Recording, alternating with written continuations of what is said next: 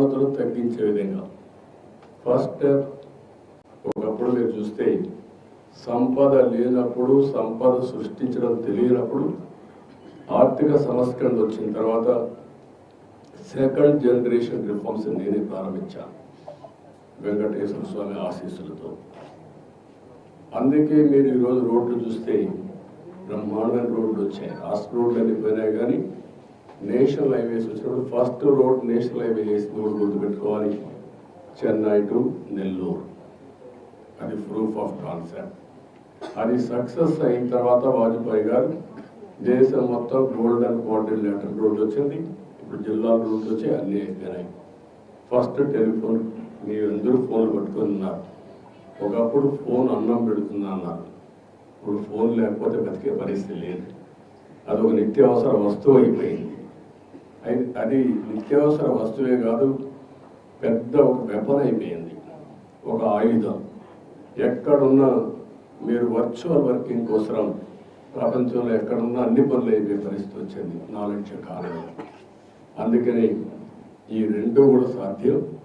ఆ సాధ్యం కావాలంటే వెల్త్ క్రియేట్ కావడం కాదు, సంపద సృష్టించడం కాదు, ఆ సంపద పేదవాళ్ళకి ఇచ్చే కార్యక్రమం శ్రీకారం చుట్టాలి.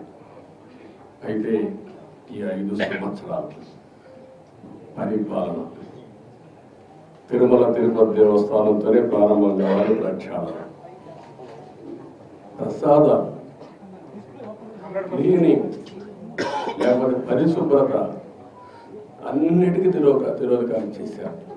కడా నేను వస్తే పరదాలు కట్టే పరిస్థితి, ఇంకా హ్యాంగ్ ఓవర్ పోలేదు. పరదాలు కట్టేస్తున్నారు అంటే అలవాటు అయిపోయింది. రెండోది మనుషులు వస్తే వాడికి హ్యాండిల్ చేయడం తెలియడం లేదు.